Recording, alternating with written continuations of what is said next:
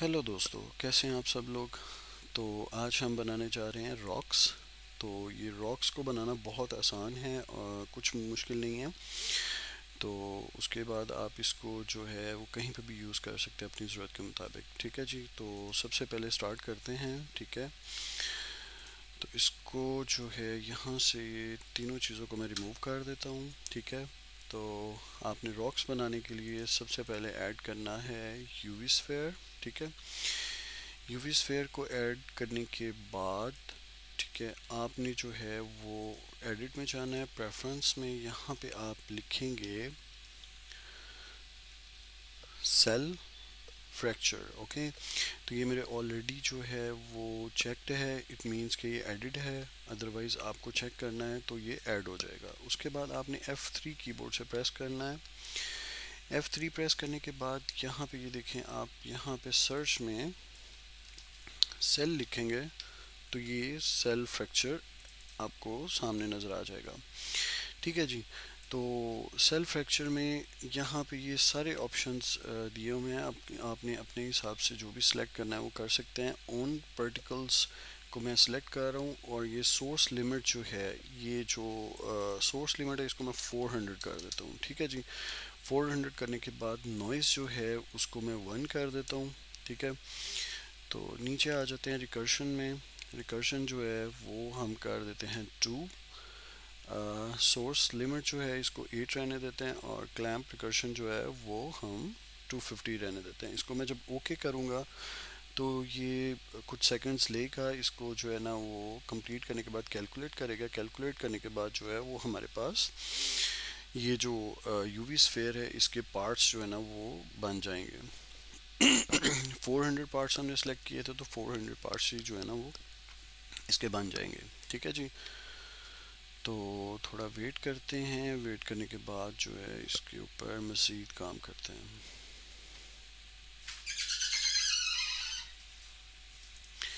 चलें जी, ये मेरा जो है वो कंप्लीट हो गया है। ठीक है, अब इसको जो है वो मैं सिलेक्ट कर लेता हूँ। ठीक है, इसको मैं लेट्स सपोज अगर मैं करता हूँ स्केलिंग करता हूँ तो ये स्केल हो रहा है पूरा का पूरा कंप्लीट।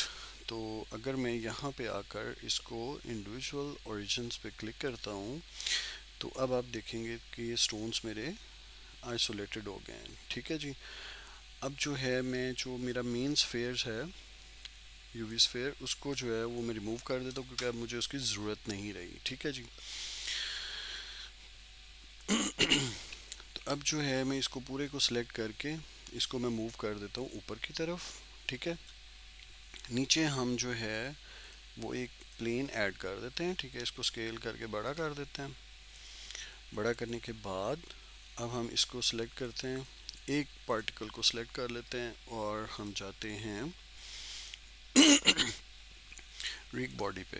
रिग बॉडी पे जाते हैं तो इसको हम जो है यहाँ से शेप को जो है हम एज इट इज़ रहने देते हैं। ठीक है, सरफेस रिस्पॉन्स के अंदर जो फ्रिक्शन है उसको मैं थोड़ा बढ़ा देता हूँ।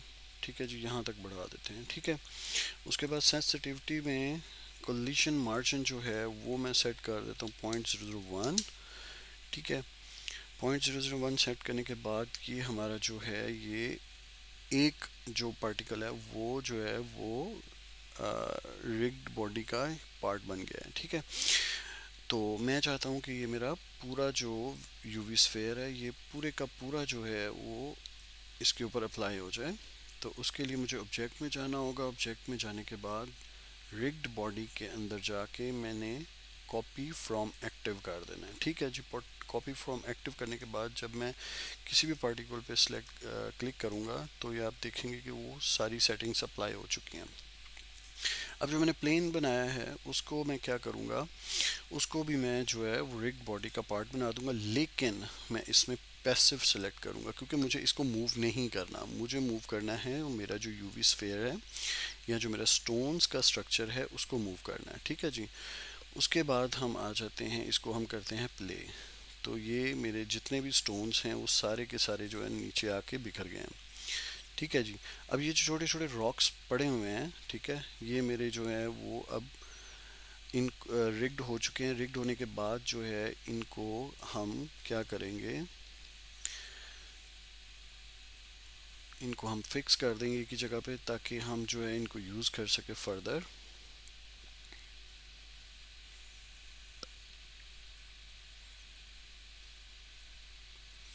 मैं Z प्रेस करूँगा, वायर फ्रेम में आ जाऊँगा, ठीक है जी। वायर फ्रेम में आने के बाद कंट्रोल ए का मतलब कि अगर मैंने कोई कुछ सिलेक्शन की हुई है तो वो ख़त्म हो जाएगी, ठीक है जी। बी प्रेस करने से मैं ये बॉक्स सिलेक्शन के अंदर आ गया हूँ। बॉक्स सिलेक्शन में बॉक्स सिलेक्ट हो गया, लेकिन ये मेरा जो आउटर बॉक्स भी सिलेक्ट हो रहा है, तो मैं इसको टेम्परेरी हाइड कर देता हूँ। तो ये देखें, ये जी मेरा सारा सिलेक्ट हो गया, ठीक है, कंप्लीट। ये मेरा सिलेक्ट हो गया, तो मैं क्या करूँगा, अब आता हूँ ऑब्जेक्ट पे, रिग्ड बॉडी पे।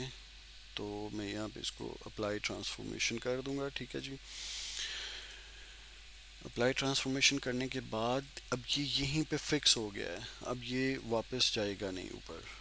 अब इसको मैं बैक करता हूँ, ठीक है जी। ये देखें मेरे कुछ पार्टिकल्स जो हैं वो अभी ऊपर हैं, तो इनको मैं रिमूव कर देता हूँ, क्योंकि मेरे मेन जो रॉक्स हैं वो तो नीचे आ चुके हैं, ठीक है जी।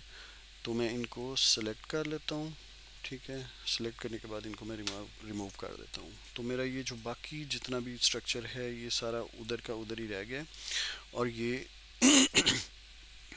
मैं कहीं पे भी मूव कर सकता हूँ, ठीक है जी। अब हम क्या करेंगे, अब हम जो है इसको ज्वाइन कर देंगे। ज्वाइन करने के बाद जो है हम इसकी रिग वगैरह ख़त्म कर देंगे, ठीक है जी।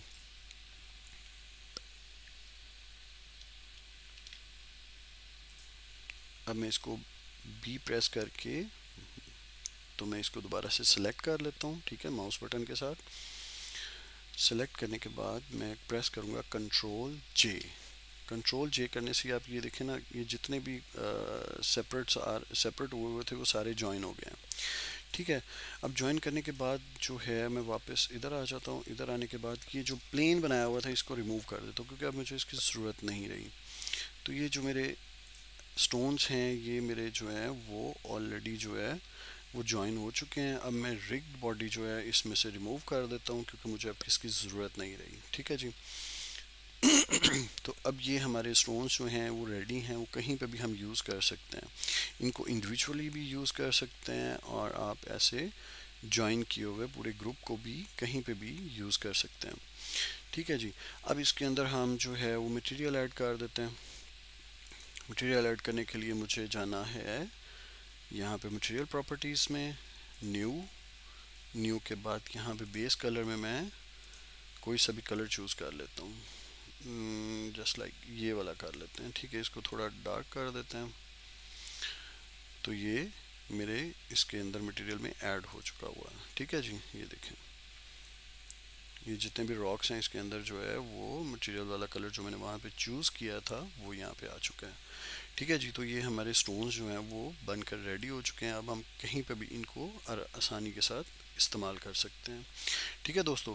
अगली वीडियो में हम जो है इन स्टोन्स को हम अपने जो हमने अगला जो सीन क्रिएट करना है उसके अंदर हम इनको यूज़ करेंगे।